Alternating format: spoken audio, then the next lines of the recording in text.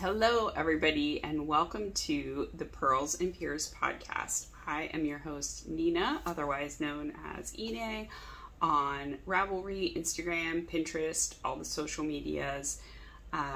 For those of you who are new, thanks for checking me out. For those who are returning, thank you so much for joining me again. I appreciate you all coming back. So it's been a couple of weeks.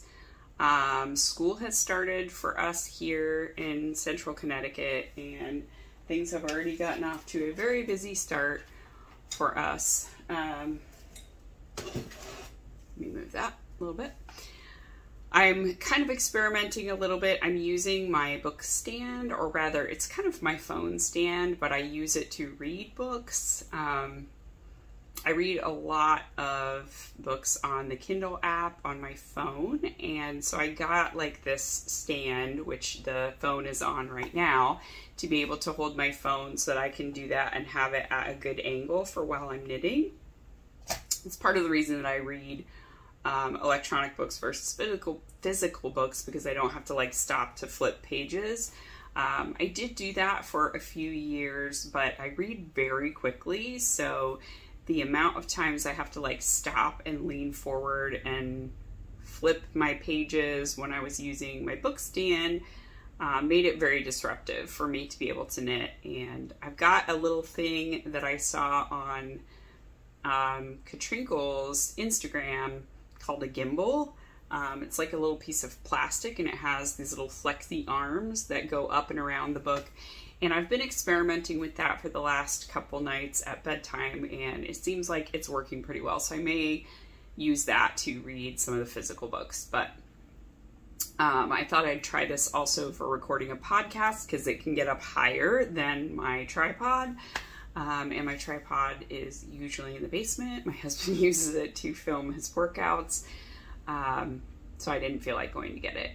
I do have quite a lot of sun coming in right now, but I thought it would be nice for lighting. It may be a little too much though. I don't know. I don't want to point that way because there's a lot of mess over there that we will pretend is not there. So I thought we would be in front of my bookshelves, where I keep like my fabric down here, and obviously my plants, and this is kind of books and knitting magazines over here, a couple of physical books here that are just like cookbooks and other stuff, and just general paraphernalia, right? This I got in a book box from Gabby, and then I've got this little greeting card that's sushi. Anyway, I thought it's kind of a more fun background, but the sun is directly right here by this window right now, so we're gonna get a lot of sun. That's fine. Yeah, so I do have one finished object to share this week. I have a couple of FOs, but I've really been pretty steady on with my whips that I'm working on, because I'm trying to get my Rhinebeck sweater done and my husband's sweater done for his birthday. So they're both in October, so I thought I'll just kind of pretend like his is also a Rhinebeck sweater. So I'm working on both of those simultaneously, and I'm really not working on much else. So unfortunately it doesn't make for great podcasting, which is why I haven't felt like podcasting for a little bit, but I also don't want a lot of time to go by and not come and say hello. So my finished object I have for this week is the pair of socks I was working on for Joshua, who is my youngest child. I tried to finish them up before school started, and I was able to do that. I finished them the weekend before school started, so he had fresh socks to wear for the first day of school. However, they have not been washed since they've been worn, so I will just insert a picture of them here. They are knit out of West Yorkshire spinners in the Fairy Lights colorway, and then the heels, toes, cuffs are in the chocolate lime colorway. I've been saying chocolate mint because chocolate lime doesn't really make a lot of sense to me, but it is chocolate lime. And I still have tons of that left. I still have enough of the Fairy Lights to make myself a pair of socks as well. So I definitely will do that, but probably a little bit closer to Christmas time. Yeah. So those were fun to knit. I did use those needles to cast on a pair of kind of scrappy socks for me. I intended to cast on a pair for him, and I did have him pick out yarn, but he was also like a little bit crabby when the day I asked him to pick out the yarn. He kind of wanted to take a nap and have me leave him alone. So I'm not certain that the one he picked out is the one he actually wants. He said like rainbow, and then he said no, orange, yellow, white, and green or something like that. And then he said, and I want to go to sleep now. And I was like, all right, I don't have anything that's orange, yellow, white, and green. And I do have rainbows, so I picked out, what is it called? Knit Picks Felici. I think it's Dark Side, and it has like rainbow stripes, and then it has a black stripe between the rainbow stripes. So I was thinking I'd do heel toe cuff in black, but I want to check in with them before I cast them on to make sure. I can wear the socks that I knit for him up to a point. Like he likes his leg of his sock a lot shorter than I like mine to be. Obviously his legs are much shorter than mine. But I do 60 stitches, so normally I do 64 for me, but I can wear a 60 stitch sock. So yeah, I don't know. I'm trying to say that like if he didn't like them, I could kind of repurpose them for me, but I couldn't really because he doesn't like his socks the same way that I like mine. I'm going to reading glasses because I can't see the screen very well to see what you're all doing. Oh my gosh, now you're in focus.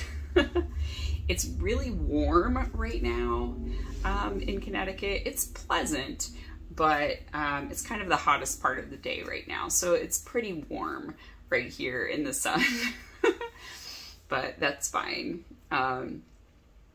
Yeah, so I'm gonna, let's start working on showing you whips, right? Okay, so, and my nose is very stuffy too. We'll start with the big guy, right? So this is my husband's sweater,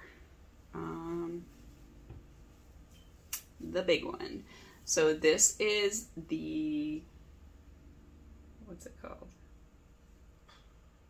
So Basic Raglan, or So Basic Sweater. I think it's So Basic Sweater. I always want to say So Basic Raglan because it is a raglan, but I think it's the So Basic Sweater by Max Sincere, who's Max the Knitter. I'm knitting it out of Cece's wool in the honeybee colorway, and eventually you guys will get to hear me stop saying that, but I've been saying it for quite a while. You still got a little bit of time where you're gonna have to hear it. So I have finished doing the main part of the body, and I am on the bottom ribbing right now. I think I'm gonna do about 1.5 inches of bottom ribbing, and then I'm gonna have Josh try it on, but I'm pretty close. So I have another sweater of his that's like a store-bought commercial sweater. I think it's from Banana Republic. So I've been using that to like lay this against and know what I'm doing in terms of length. But I kind of overshot the bottom ribbing of that sweater. But that's okay. I can make the ribbing on this one a little bit shorter 3.2. So I'm pretty close to where the end of that sweater is, and he said he likes the length of that one, and so I need to do about another inch of ribbing. I've done about a 1/2 inch, I think, so far. Let's see, this part to my first joint of my finger is about 1 inch. So yeah, we're about halfway, so about 1/2 inch of ribbing. I used a size 5 needle for the main part of the sweater, and I'm using a 3.25 millimeter. I always want to say milliliter. I don't know why. Millimeter. Yeah, a 3.25 millimeter needle for the ribbing. I want to finish the ribbing today because it is, it's September 2nd. September 1st? I feel like it is, I don't know, it's the beginning of September. It's Labor Day. Happy Labor Day to all of you in the United States. Happy enjoying the power of collective bargaining and being a worker. So yeah, it's the best time of the year. The sleeve has a 7x1 ribbing pattern on it, and that's really the only detail on this sweater, but it is kind of fun. It gives it a little bit of interest, so it's not just all stockinette. It was a little annoying when I was doing the increases because you have to like remember when you get enough stitches to then incorporate the 7x1 ribbing into it. So we'll see if I do the same fudging up on the decreases, but I'm going to make sure that I mark them. One of the guys from the Needles at the Ready podcast knit this sweater, and he kept screwing up the sleeves too, so it made me feel better that like I'm not the only one. And he said like he needed to start marking them, and then he did better with remembering. So yeah, I am alternating skeins, so I alternated all the way through. I still have a lot of yarn left, so I think I have plenty for doing both of the sleeves. I really like how it's turning out. It fits him great. Top down is definitely the way to go for any sweaters for him in the future. And just so that you all know, I gave the Urban Hiker to my mom. When she was visiting, she tried it on because I was like, why don't you try it on? If it fits you, you can take it. And funnily enough, she's the one who gave me the yarn because she didn't have time to knit it into anything. She bought it for herself for a sweater and could never knit a sweater. So yeah, she ended up with a sweater anyway that I knit for her inadvertently. And I gave her the tiny little nugget of yarn. I was like, all you have to do is work in the ends and sew in a zipper. And you're all set. Yeah, so that is Rhinebeck sweater number 1 for my husband. While he would be fine at Rhinebeck, he's like, I would never want to go because I wouldn't want you to feel like I was rushing you at all. And he's not into knitting, so that is fine. My Rhinebeck sweater is a Salty Air sweater. The pattern is by Samantha Guerin of Samantha Guerin Designs, and I'm knitting it out of Plies and Hellhounds yarn on the Selkie base. This is a non-superwash merino silk blend. The colorway is So Scarlet, which of course is a Taylor Swift reference. And I have... Hey, Mommy. Hey, what?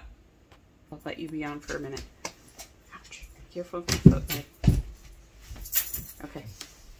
Thank you. Shut the door. Bye-bye, Mommy.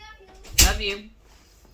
Okay, so I have finished the body of the sweater. And I have finished the first sleeve. So the Salty Air tee does not have instructions for sleeves. So what I did is I picked up the stitches for the size 3, just like it was indicated. I worked the 2 decreases as it was indicated. Then you would normally do the cuff, but obviously I wanted to continue, and I did not do any sleeve shaping. I wanted this to be kind of a flowy sleeve, maybe with a slight, what is that called? Like a ballooning cuff. So I just worked it straight all the way down.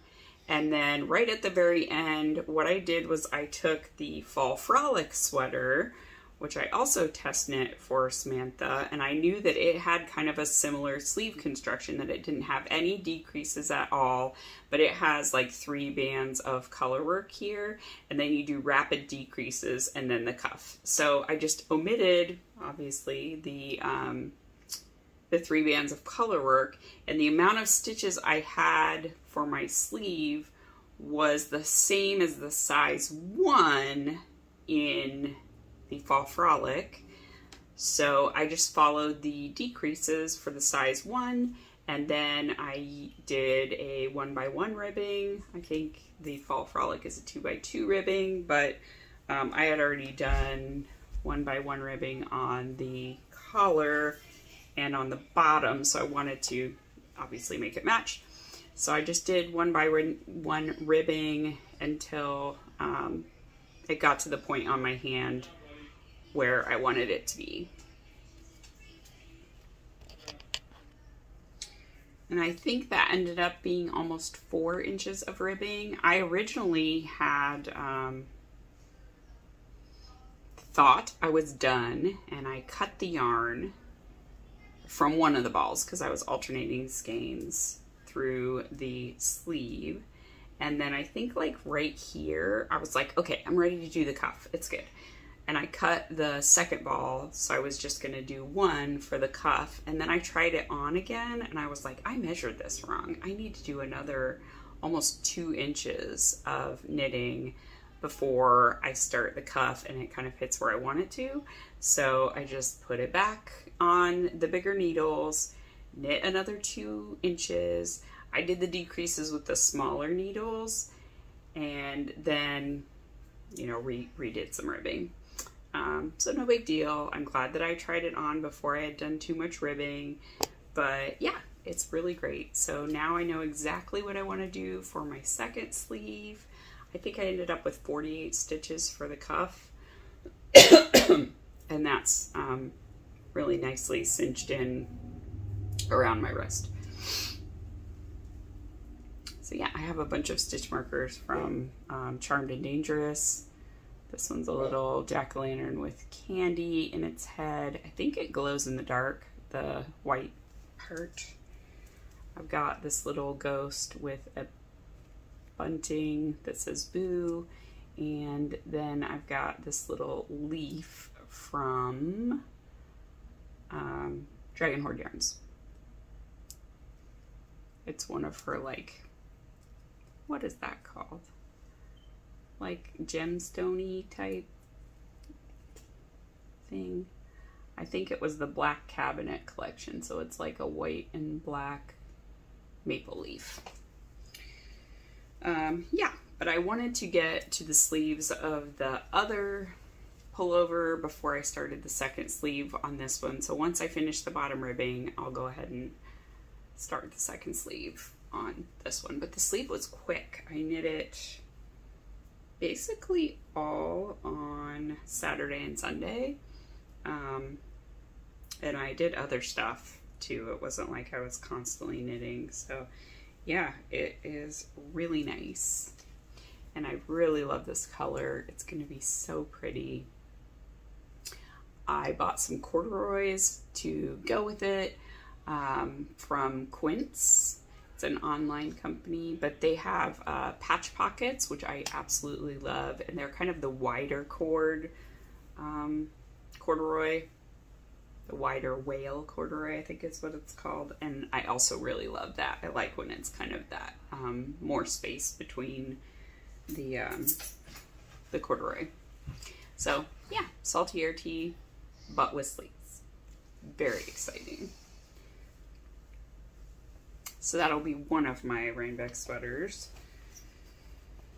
And we'll see. I think I'll just wear ones I've already finished for the other days, but yeah, I think this one will be the Indian Tangled Day, but I have some short sleeves if it's hot, if it's colder, I don't know, we'll figure it out.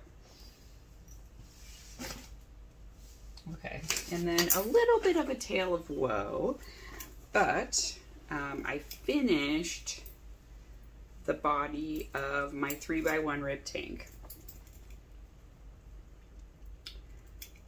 Oh God, this is where the long cord went. I need to get this out of here because it's stuck on a stitch. Okay, let's get that out of there. I was looking for this to have Josh try on the other try-on sweater. So this is the 3x1 rib tank from the Joe Sharp magazine, knit number 5. It is written to be knit in pieces and seamed, but it is just a tube of 3x1 ribbing. So I was like, that's stupid. I'm not gonna knit it in 2 pieces and seam it. I'm going to knit it as a tube, and then I will just pick up and figure out this whole strap situation on the top. So I kind of sort of tried to follow the pattern once I got up to the top. However, when I bound off with a stretchy bind off, and that was a mistake because this like goes on the front of like right here. So I need to put it back on the needles and bind off more firmly. So I'm just going to use a traditional bind off so that it's got a nice strong bind off that isn't stretchy. And then I tried to place the straps as written, and apparently whoever was doing this has 0 like underarm girth, because the amount that they said to allow for the underarm is not nearly enough. Like it's going to end up with the straps are way out here, and that is not going to cover up my bra straps, which was the whole intention of doing this top. So I think what I'm going to do is I'm going to bind off all of the stitches, and then I'm going to put it on and have my husband like mark with like the little bulb markers like to either side of my bra strap in the back, and then I will mark in the front where it is, because the straps are pretty beefy. They're like 20 something stitches each. So I thought that would be really good, because usually, you know, a bra strap kind of comes up like that, at least for like ones for larger chests. You've got like this whole cup situation that kind of comes up like this, and you've got this side, and then you have the thin straps. So I want the thicker part obviously to cover up like that cup portion coming up. So I'm going to mark it with bulb markers, and then I will just pick up and knit a strap. However, I think that they are ribbed straps anyway, and if I sew them down on the front, which is what they're supposed to be sewed down, and then like you put little decorative buttons at the bottom of them. So I think the sewing them down will give it a little more structure there too. And on the back, I'm going to pick up and knit, and the picking up will also give it a little bit of structure there. So I think it'll just be better to do it that way, and then I'll have a nice like rigid top to cinch in a little more, yeah, and stay up better. But otherwise, like, it is, the majority of it's done. This is out of Plies and Hellhounds on the penny base in the book cart colorway, which is one of her, is it the winter term collection? I can't remember if it's summer term or winter term collection. But anyway, it's this warm cinnamon brown with like maroon speckles, and there's some orangey speckles. It is good stuff.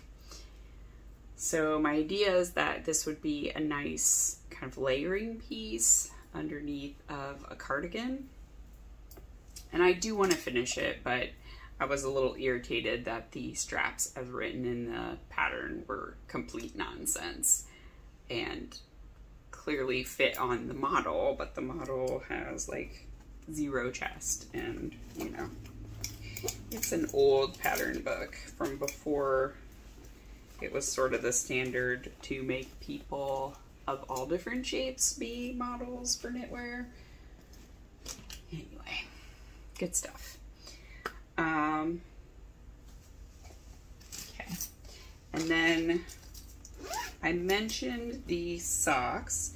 So I cast on for some Cookie Swap socks, which is a pattern by Dana Ray Makes.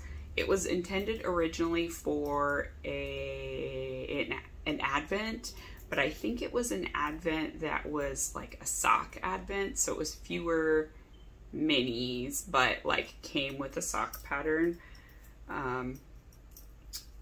So yeah, she had 2 samples knit up in the pattern page. One of them is kind of more pastel-y, and that's the one I'm trying to imitate because I really love the color scheme.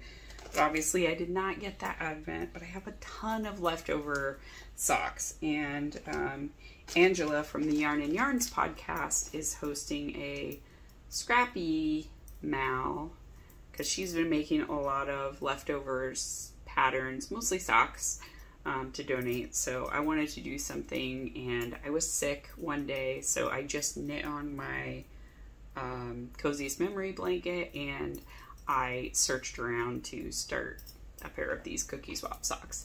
So the first color I'm using is this one. It is Hedgehog Fibers in Teacup. I don't even remember what it's left over from. I think it's left over from my Zweig sweater. Yeah, I feel like it is. I definitely used it in a sweater. So anyway, I have quite a bit of it left, so I thought that could kind of be one of the main colors. So that's the first color it's starting with. I also want to use this one. This is Chili Knits. I don't remember what the colorway is, but it's kind of this soft pink with bright rainbow speckles on it. I knit a cowl out of this for Megs at one point. I have this peachy one with some black speckles. I don't even know what this is. Somebody gave it to me in a mini skein swap. Same for this one. It came in a mini skein swap, but it's a lot. It's a lot of yarn. Then I have this one, which also came in a mini skein swap. There's a lot of fur because these came out of a bag or like a little bucket that's sitting on the floor next to my bed, and Hubble lays next to my bed every morning. He comes in and he flops down next to the bed and insists on at least 40 minutes of rubbies before I'm allowed to get out of the bed. So there's a lot of dog fur over there because when he was shedding, his fur was just flying everywhere. So I really need to get over there and like vacuum everything out, but there's huge clumps of fur when I'm moving this stuff around. God, it's getting my throat. Okay, and this one is a mini skein from Moonstone Dye Works. It was a Planets and Moons, or maybe it was Moons. It was a Moons collection, but like moons of the different planets. And I used it in my last unicorn sweater as the, like, there's a little rainbow on the yoke portion. So I used all of the colors from that Moons collection, but I still have a lot. Because they were, whatever, is that like 90 gram, 20 gram skeins, 90 yards. So I only used about like half of each one. So I still have quite a bit. So I'm going to use that as well. So kind of all of those together are going to be this Cookie Swap sock. But all I've done so far is stop ribbing. But I did collect all the colors together that I want to use, which is a win. That's what I used the socks, the needles from Joshua's socks to start. Okay. And then since I haven't shared it in quite a while, I thought I would bring my Cozy Memories blanket and share it with you guys. So this one, I used the Coziest Memory pattern by Kemper Ray, who's Junk Yarn. It's a free pattern. It's definitely on Ravelry. I believe it's also on her, like, there's a link to it on her webpage because she does dye yarn. I don't know how frequently she dyes yarn. Not as much as she used to. I will say that. This is actually, like, done. I don't know why I've got this ball. I don't even need to worry about this ball, other than to say that it's really cute. This came from the, like, Advent swap that I did with Lindsay, who is Sock Witchery. She and I did a swap last year. I have basically been knitting with all mini swaps from last year. So I had one with, well, Jessica sent me a bunch. And I need to see if she wants to do one back, like if she wants to get things. So let me know, Jessica, if you do want to get minis back, would you like to do a swap both ways? Because she usually sends me stuff because she's super sweet. But yeah, I want to send stuff back, but only if she actually wants minis, because she usually sends me her leftovers from the socks she's knit during the year. So I knit the stripe with Jessica's, and then I knit the stripe with Disa's Advent Swap Minis, and then I'm working on the ones from Lindsay. And then I will be done with all of them, and I should be done with all of them before Christmas time, hopefully. So when I was sick, I put markers in so I could see how many squares I could knit, and the answer is not that many. So anyway, this row is the row from, no, this row is the row from Jessica. There's more of that fur. Oh my God. Okay, this is the row from Jessica. This is the row from Disa, and then this is the row from Lindsay. And then I also started another row of like opal minis, because I have a bunch of those minis from when they did the opal mini skein cube like years ago for the Advent. And then I was kind of subbing in, like, if some of them didn't look great together. This one is actually a Applies and Hellhounds. This one's Destroyer of Worlds from the Throne of Glass Advent. That was like years ago at this point. So yeah, I probably should stand up, but we'll do the opal first. So if you focus on this top row, other than this one, these are all opal, and the ones with the markers are the ones I did while I was sick.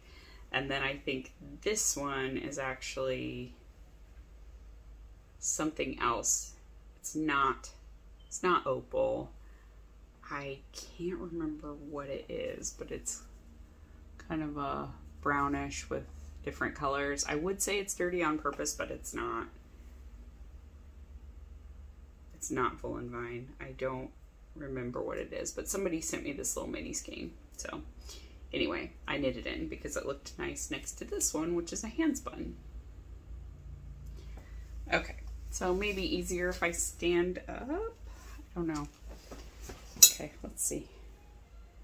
All right, so this is 26 squares across. So the idea there was that I could do an Advent and then add in one more. I don't know why I made it 26. I think I made it 26 because of the width of my bed. So the Jessica one,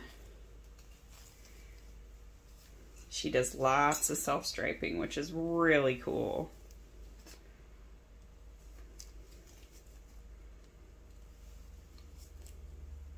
So lots and lots of self-striping, and I try to kind of make sure that the ones around it like match.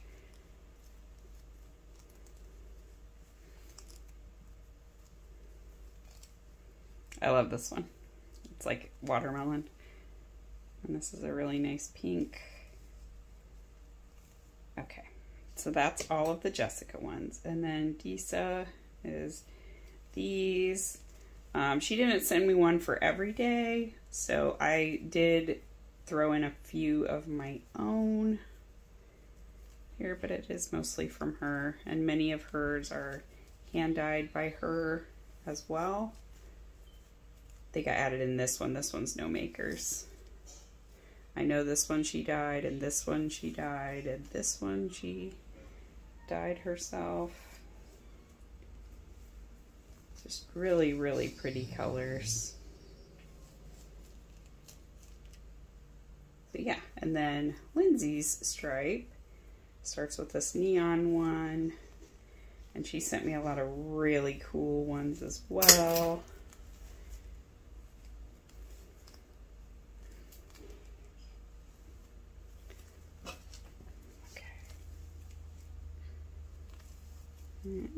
I love this one so much. I wish I knew what it was. I need to ask her. Also, this one I really like.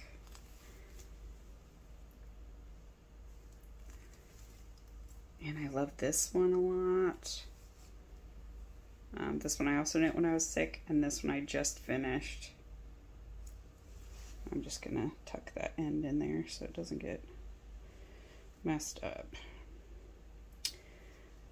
So I basically, the only modification I make for the way I do it is I did not tie off and then pick up for the next square. So usually you're supposed to cut the yarn and like pull the end through and then pick up your next mitered square around. But I was like, that's dumb. Why? I'm just gonna, this loop is gonna be the first loop to pick up along this edge. And it's totally fine. It works out really well. And you don't even notice it. Like by the time you pick up the next one, you don't notice. And I think it makes the corner a little stronger because you don't have a knot right there that you're trying to pick up into. So yeah, I really like it. It's huge.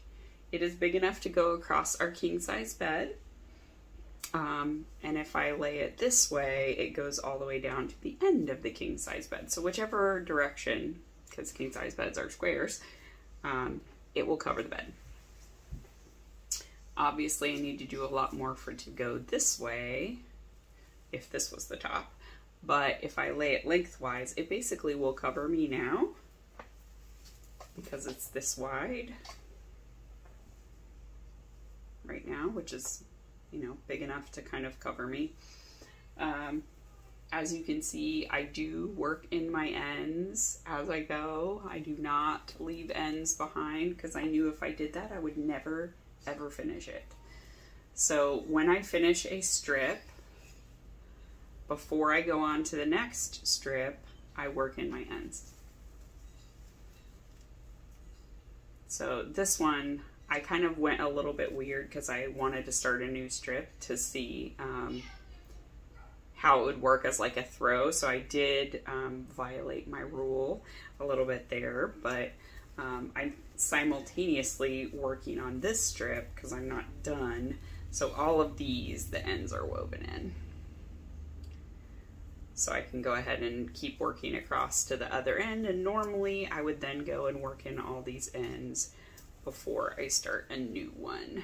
But like I said, I was sick and I wanted to see how many squares I could finish. So I just was like, I'm gonna start a new one and I'm gonna use the Opal Minis next. So I think if I finish Lindsay's stripe and I finish this like Opal Minis stripe, I think next I'll use my Corner of Craft Advent and add a Corner of Craft stripe. But I am using that one for, well, I'm using two of them for sweaters right now. So I have to make sure I can finish those sweaters before I use the rest for a blanket. Just because I don't want to screw things up there. So yeah. That is the only other thing I've been working on is this. And then I've seen tons of podcasters talking about fall plans and fall making and what they want to cast on next. And I felt like so inspired to think about what I'm going to cast on, but I'm not letting myself do any of that until my Rhinebeck sweaters are done. Put that down. However, when they are done, I would like to cast on the Dark Academia sweater, which is a pattern by Sharon Hartley. So it's an all-over colorwork sweater, and she just put out a test knit call for the companion sweater, which is called Light Academia, and it has like cables at the top that make up the stone arches. It is gorgeous. So I was like, oh my god, I really want both of these sweaters, and I've had this one in my pattern library for 2 years now. I purchased it after I saw the sample at India Untangled the year it came out. It was in Dirty Water Dye Works. Murky Depths, sorry. Murky Depths Dye Works. Dirty Water Dye Works is also a New England dyer, but Murky Depths Dye Works is a, I believe, New York dyer. So anyway, she had it in her booth at Indy, and I was like, this sweater is amazing. What is it? And I took a picture of the little tag, because most booths have like information, and then I went back to the hotel and I immediately purchased it. Not even knowing when I would ever did it, but it was just amazing. So I do have the yarn picked out for what I'm going to make it out of. So I'm going to make it out of these. Let's see, that's worse. Okay, so I'm going to use this for the main color. This is Pyrs and Hellhounds, the Hagstone colorway. So it's an olivey base, but then it has really dark purple and kind of lighter, maybe celadon colors on it. It's on the Nectar base, which is Superwash Merino Yak Silk. This was her India Untangled colorway 2 years ago. So I do have 3 skeins of it, which should be sufficient to make the sweater. And then the contrast color I'm going to use is this one. And I can't recall if I did a special order for this or if I just got the only 2 she had. But it is from Pyrs and Hellhounds. It's on her Ginger base, which is a sparkle base. So it is Superwash Merino, Nylon, and Gold Stellina. This is the Yugen colorway. It's a very deep maroon. Maroony purple color. Wine. Yeah, maybe a wine color. But it's really dark. So I wanted low contrast for this. But I think that'll be amazing for Dark Academia. I have 2 skeins of this, and that should be enough, I think. I think when I looked at it, it's enough, because this is 438 yards per skein. This one is 400 yards per skein, but I have 3. Yeah, so that's what I'm going to make for my Dark Academia, and that one I'm going to wind up the yarn as soon as I finish my Rhinebeck sweater. The other sweater that I want to cast on is the Le Pouf sweater. I already shared what yarn I was going to use for that 2 podcasts ago, or maybe last podcast, but it is a free pattern by Beata Jessic, who is the dyer behind Hedgehog Fibers. There's a cardigan and a sweater version. I'm going to use the sweater version, the pullover version. So it's going to be really nice.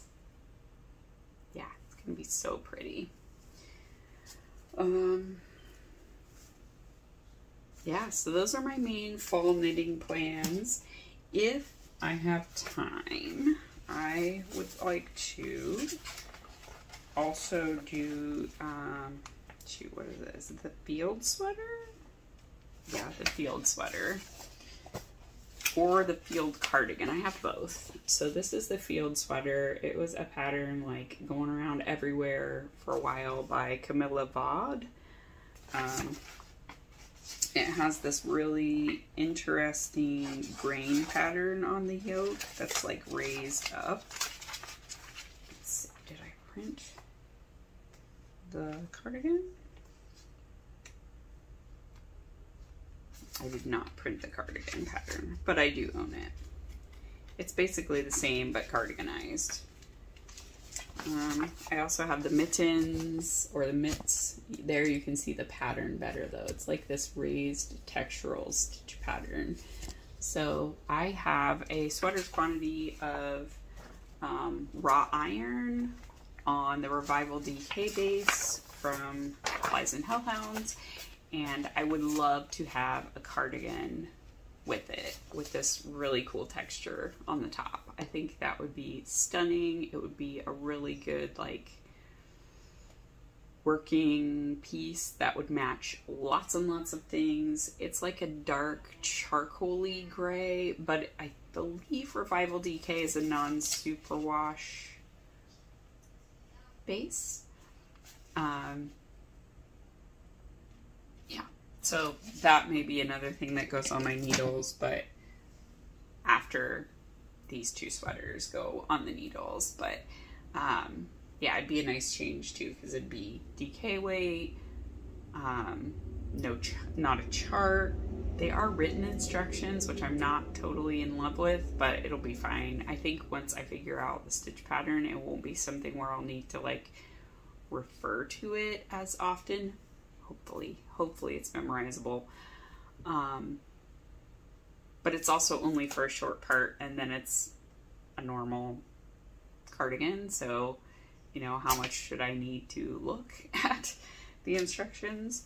Yeah, so those are my fall knitting plans, and it is starting to get a little bit cooler here, which is very exciting. I'm ready for it to be fall. I'm done with summer. Yeah, in terms of reading, I have been reading a series called Hedge Witch for Hire, and it's just like a cozy witchy mystery series. Very light romance, like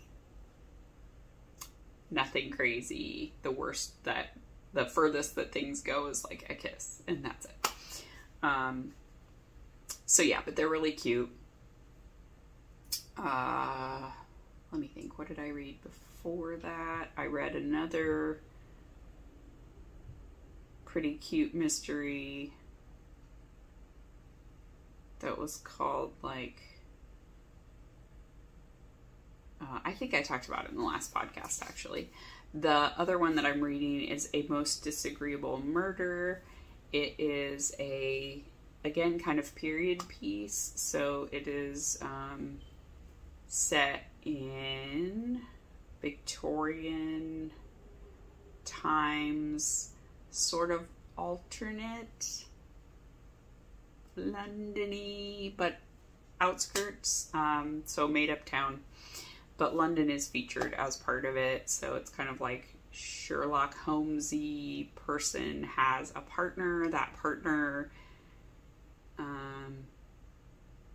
gets kicked off the sleuthing team, and there's a young woman that lives in the country that is like a huge fan and loves like sleuthing and mysteries, and so she's going to a dinner party, ball kind of thing, and the guy who got kicked off the sleuthing team shows up. She knows who he is, nobody else does. And then like murder ensues. So it's written very much in like a Jane Austen-y style, but also sort of Agatha Christie mixed together. It's really good. I do like it. I'm only on page 70, so I'm not super far into it, but it is fun and I'm enjoying it, and I'm reading it in a physical form. I borrowed it from my library. Oh, that was the other thing I read. So audiobooks. I finished the second in the Gang of Ghouls series. And it's really cute. So that was my 4th borrow from the library. So I only get 4 audio borrows a month. And so now the new month has turned over, so I can borrow another book. There's 2 more books in this series. Definitely gonna listen to those. And yeah, I would recommend that one as well, but it is more spicy. So if that's not your jam, then be forewarned.